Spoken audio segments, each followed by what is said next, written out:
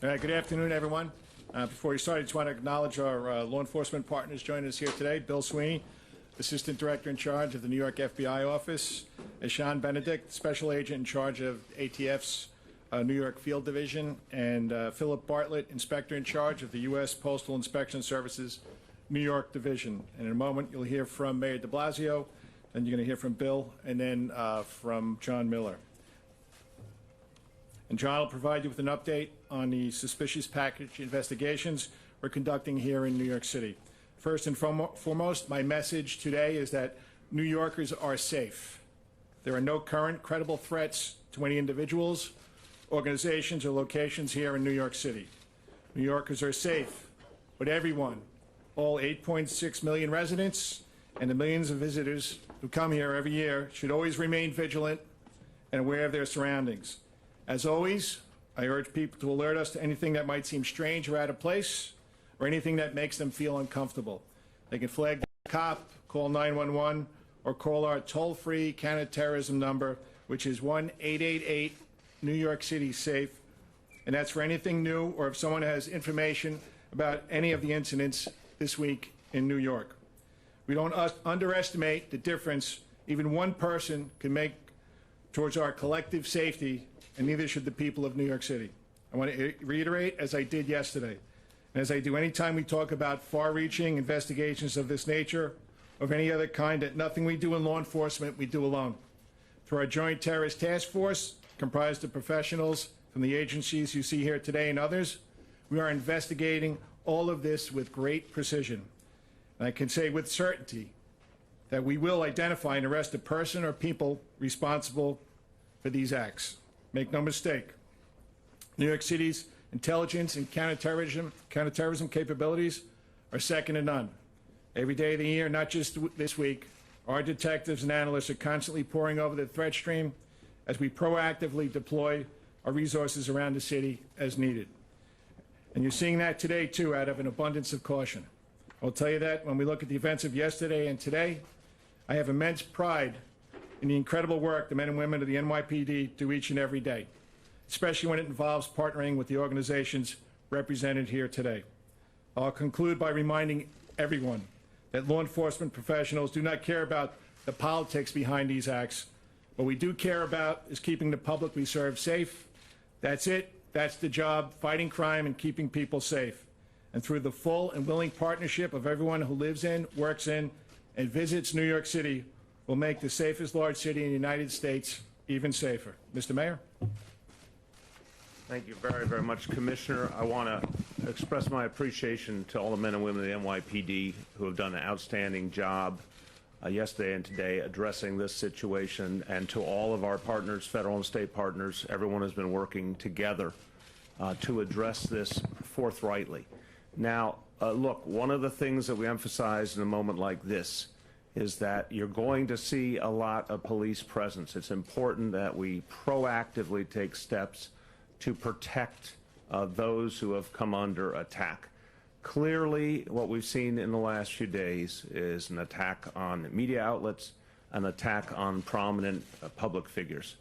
We're going to make sure there's expanded presence as long as we need it to show very vividly that New York City takes these issues seriously, that we are defending people who are coming under attack, that part of how we protect the democratic process is to show that threats like this are not taken lightly. So expect that presence, and I know that for those who have gone through this in the last few days, that's a presence that they appreciate greatly. I want to say that everyday New Yorkers have responded to this situation with the kind of strength and the kind of resiliency that this city is famous for. It makes me very, very proud of all 8.6 million New Yorkers. That they have handled this situation with a real sense of resolve. They're not going to let an act of terror intimidate them. And that's really important in this moment, to say whatever the motives of the individuals involved, the people of this city are not being thrown off their game, are not having their values undermined or the way of life undermined. New Yorkers are standing strong right now. And the last thing I want to say is, you know, in a moment like this, there's a lot of concern, there's a lot of fear. Clearly, it's an upsetting time. It's a time when there's been too much hatred and too much division in the air. And in that context, people can feel powerless. I want to remind people that everyone has an opportunity to play a positive and constructive role here. First of all, helping law enforcement. This is something that everyone can do. If you have any information at all that you think could help law enforcement to address the situation, share it with law enforcement immediately. Let them be the judges of the value of the information. Don't hold it back. So many times, and I agree with the Commissioner, law enforcement ultimately has proven they will find the perpetrators, but so many times it's because an individual, a citizen, stepped forward with information that really led to the key breakthrough. If you have information, share it. If you're concerned about packages that could arrive at your home or your workplace, you see something that worries you, reach out to the police, get their involvement to address the situation. People can be part of solving this immediate challenge, but finally, we all can be a part of solving the bigger situation that we're facing as a society, as a nation. A tone of civility, a tone of mutual respect is something we all can create. We shouldn't just ask what are the most prominent voices doing. We also have to ask the question, are all of us treating each other with respect, treating men and women in law enforcement with respect, people in the media who report the news, treating them with respect. This is something that we all have to do as a way of addressing a crisis like this, and we can, and I have great confidence that we will. Thank you. Thank you, Mr. Mayor. Thank you, Jimmy. Right now, the FBI Joint Terrorism Task Forces around the nation are fully engaged on this investigation. We are working quickly to process and analyze relevant information from the suspicious packages recovered over the last few days. We will continue to do so for as long as it takes and until there is a resolution. This is a nationwide investigation involving multiple jurisdictions coast to coast. To give you a sense of scope, just here on the New York JTTF, agencies ranging from ATF, the U.S. Postal Inspection Service, the Secret Service, the NYPD, the New York State Police, and dozens of other federal, state, and local agencies are working shoulder to shoulder. I want to thank those partners for their efforts, their collaboration, and hard work. Much of their leadership is in the room with us today. I also want to personally thank the hundreds of men and women that are up the street working on this together. The FBI will continue to focus all of the resources at our disposal to identify and apprehend the individual or individuals responsible for these acts. The investigation is still in its early stages. I have said this each time that we have faced similar situations, but it bears repeating today. It is vitally important that we do not inadvertently disclose information that could adversely impact our investigation or a future prosecution. The public understands the need for this level of operational security, and for that reason, I will not be able to answer specific questions on what we know. What I can say is that at various times over the last few days, 10 suspicious packages were located at multiple locations in New York, Maryland, Florida, Delaware, and Los Angeles. Law enforcement responded, and each package was collected by experts, and examinations are now underway at the FBI lab in Quantico. As to the devices located in New York, which contained a powder, the initial analysis indicates that the powder in those particular envelopes did not present a biological threat. Other analysis is ongoing. However, it is worth repeating that any device could be considered potentially dangerous and treated as such until proven otherwise. We continue to advise the American public to remain vigilant, as it does remain possible further packages have been or could be mailed. These devices should be considered dangerous. Report any suspicious package to law enforcement, and it is worth repeating, do not touch, do not move, do not handle any suspicious or unknown package. Leave it to the law enforcement professionals. We are also asking the public to call us with any information you may have. We have set up a hotline nationwide. That hotline is 1-800-CALL-FBI, and we also have a link set up where you can provide information via the internet at tips.fbi.gov. We are actively investigating tips you have already provided. Please continue to assist us with our efforts. A moment of your time can make a great difference towards resolving this investigation. Thank you.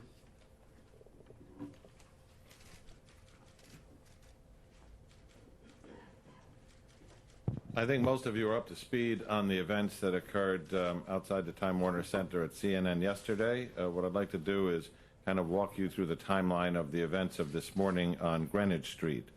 This begins in the very early hours of the morning when a retired NYPD Intelligence Bureau detective who was awake and watching the news saw the image of the packaging that has been common to most of these devices as they have turned up at various locations. And it struck him that that looked very much like a package he had seen on Tuesday in mail he was to screen for Robert De Niro Productions at their offices on Greenwich Street. He contacted, based on his experience, he knew how to call the bomb squad directly. He spoke to the bomb squad. They advised him to also notify the 1st Precinct, and they went directly to the scene. They were met by emergency service, who with the 1st Precinct were able to locate, based on the security director's instructions, the package where he described it. The bomb squad was then able to use their expertise and equipment to safely package that intact, remove it safely from the building, and then place it in the total containment vessel, which is our bomb transport vehicle, and bring it to the Rodman's Neck range, where it joined the other devices that we got from CNN and from the FBI and Westchester County authorities. By late this afternoon, all of those devices should have been transported by the FBI to the FBI lab in Quantico to be examined by their explosives people, so that all the evidence from all of these incidents are in one place. I'd especially like to commend the work of the JTTF. Was in the command post last night as they pulled an amazing effort together with other joint terrorism task forces around the country to run leads, and with FBI headquarters, the work of the Intelligence Bureau detectives under Chief Galati, who have been assisting as a virtual extension of the JTTF as leads come in, the public for calling those leads in, not just to the FBI hotline, but to the NYC safe number that goes to our ops desk. We're up 139% in those calls, so when we ask people to come forward, they do it. Particularly to the bomb squad detectives and supervisors who, whether it's 1 o'clock in the afternoon or in this case 5 o'clock in the morning, are right there with the right equipment, the right training, and know what to do. The emergency service people who drive that truck with the device in the back, the highway people who escort them, and of course all of our partners, postal inspectors, ATF, and of course the JTTF. It's a large team effort, and we're looking for the continued help of the public. All right, at this point, we're going to take some questions. Yep. Second row. Were these devices rigged to explode, or do you think they were more sent to intimidate? So we're not going to, as Bill said, we're not going to give you 100% accurate description of what the devices were, but we have to treat them as live devices. This is a protocol that our bomb squad people use, and it keeps everybody safe. Yep, in the back row. Is there any reason to believe there may be other packages like this out there? Yeah, we don't know at this time, but with the postal services that are here, we're doing our best to make sure that if there are any out there, we identify them quickly. Yeah, in the back. You said that the powder wasn't biological. Is it a talcum powder or some other type of powder? And also, are you exploding the bombs at Rodman's Neck, or you're taking them to Quantico unexploded? No, we are transporting whatever evidence we have down to Quantico. And as far as the powder, we're just going to leave it as to what Bill said, that it's not biological, and we're still testing it. Yes, in the back row? 2 questions. First of all, is it, I saw reports that they may have come from Florida. Are any of them, have they been hand-delivered or delivered via courier, or were they sent through the mail? Could they have come from Florida? And then my second question is, what, in terms of being proactive and identifying potentially new targets, are you doing anything to look for other celebrities or Okay. organizations? Bill, do you want to talk about the first part of your question? And John, maybe you can get the second part, what we're doing proactively? First part was which? What was the first part of your question again? I'm sorry. Could they have originated in Florida? Were any of them sent? How many of them were sent to the mail versus delivered by courier? So I'm not going to get into specifically where we think the packages came from. Some were obviously delivered or in the postal system. I'll leave it at that. Other than that, I'm not going to get into a description of where we think the packages originated. I would reiterate, regardless of where people think they originated, if you see something suspicious or you think you may know information, please provide that to us at those 2 tip lines. Hold on one second. We have a second part of that question. To get to the second part of your question, when there was the first device targeting Mr. Soros, we went to all the locations that were associated with the Soros family, Soros businesses, places that Soros contribute to. When that developed the next day with the bomb at the Clinton residence, then the Obama residence, we really widened our outreach. We have a program called the Nexus program. We have the SHIELD program. So we have a lot of built-in, preset public-private outreach that we just turned on and then turned up. We went to television networks yesterday. We posted police officers in front of locations that we thought might be under increased threat. When the device was discovered at CNN, NYPD personnel were already there working with their mailroom people on recognition and detection, and that was increased to a wider scope today. I don't want to go through what types of people or places we've increased to, because we don't want to single anybody out that hasn't received a package. Suffice it to say, we're watching where they go, and we're doing extensive outreach. Just to add one more thing to that, and if you go on the NYPD website, there'll be information about how you can identify what might appear to be a suspicious package. Somebody over here? Yep. Question, there's been a lot of speculation and a lot of talk about whether these are hoax devices, maybe not real in some cases, they weren't intended to go off.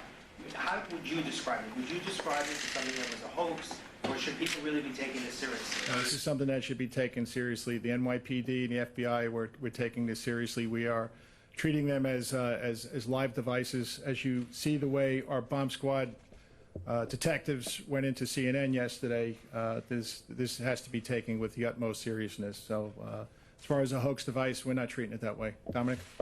For the mayor, Mr. Mayor, do you definitely feel this is terrorism related, and what do you say to the people of New York?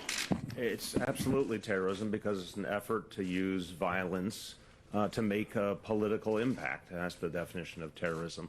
The people of New York City are as tough as it gets. This city's been through terror attacks before. The people of the city understand the whole game plan of terrorists is to intimidate us. New Yorkers refuse to be intimidated. That's what we see time and time again. Go back to 1993, the first bombing of the World Trade Center, and everything that's happened ever since.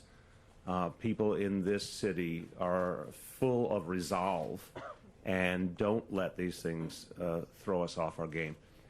And I think that's important to inhibiting terrorism going forward, to consistently show those who would attack us that their efforts are in vain. So New Yorkers have been exemplary. They do heed the warning. If you see something, say something. But I want to remind people, because we see this a lot, people should not hesitate. Sometimes someone's looking at something, they're concerned, they think, oh, maybe I should call, maybe I shouldn't. If it's on the cusp, make the call. If you think maybe you should call, you should definitely call. Let the experts resolve something. If there's anything that's suspicious, let law enforcement be the ones to make sense of it. Solon? I'm just a little confused on the powder. Just as a clarification, are you referring to the white powder that was found in this package mailed to CNN, or is this powder that was in the device? No, this is the powder that was found yesterday with the packaging yesterday. So it's not biological. It's still being subjected to further testing. Yep, right here. Yep. About the officer, the retired officer who found the package at De Niro's property? No, just I'll say that I'd like to thank him for doing his job correctly. He saw on the news, and thank you for putting it out there, that this package that he saw yesterday was almost exactly like the package that they were showing on TV, and he took affirmative steps to call us to make sure we could take it away safely. Yes? Is it accurate to call this an explosive device, a suspected explosive device or simply a device? What's the proper terminology? I would say it's a suspected explosive device. Yep. To that end, but some of them have exploded. Do you believe the intent is to have them not explode, or are they unsophisticated? I'm not going to talk about intent, but you know, if you were the bomb squad detective, how would you treat it? Right? Okay, in the back row. Commissioner, I understand you don't want to say whether these things are explosive or not, but do you guys know for yourselves whether these are explosive or hoaxes? We are treating them as suspected explosive devices. Do you know the answer yourselves, even if you don't want to say publicly? I'm not going to get into that. The back row? It was a good try, though. Thank you. We saw all the envelopes look the same. Are all the devices that were inside the same? And have you guys been able to get forensic evidence off the envelopes or things to get identifying information? Bill, do you want to take that? So I'm not going to describe whether devices are the same or not. What I will tell you is the folks at the lab at Quantico are extraordinarily thorough, and everyone will be examined in great detail, and we'll go from there. Two or three more guys. Mark, hold on. Mark? With these devices, does this look like they're constructed by somebody who actually knows what they're doing, or just somebody who just read a bunch of websites? I think you just asked me the same question that he asked me. I'm not going to go into that. Thanks. Yep, right here, the front row. Is there a time frame as to when the analysis from Quantico may be rendered for the FBI to continue the investigation? It's an ongoing thing. We are discovering things by the hour. Shimon? Yeah, just on the... I'll get to you in a second. Dean? Maybe someone can talk about how the postal inspectors, how they're going about tracking this, finding this. Sure. There's been a lot of questions on that. I think a lot of people have... Okay. All right, Shimon. Phil, you want to talk about that? So in terms of tracking, we have over 600,000 postal employees out there right now, so we have their eyes and ears looking for these packages. I will say, in the postal network, we have found nothing in the last 8 hours. So what we have so far is what we have, 10 parcels. So what does that indicate to you, if anything at all, in terms of how significant is that you haven't found anything else? It's not really significant, although, again, it's working. We've got our eyes and ears of the postal employees, highly trained postal inspectors out there, searching postal facilities, looking for these devices. And again, we haven't found anything in the last 8 hours. And have you been able to determine where these packages were mailed from? Or without, you don't have to give us a location, but has there been a significant amount of work done? Not at this time. No. All right. Thanks, Phil. Dean, last one. You've been asking people to call 188-NYC-SAFE and the national hotline. Have people been calling those hotlines with information? And do you have leads? Yeah, so as John said, our 1888 New York City SAFE hotline, we have 139% more calls as of yesterday. So people are calling. And am I going to speak about specifically what those leads are? I'm not going to do that because we're still in the middle of the investigation. Thank you, everybody. Thank you for being here. Thanks.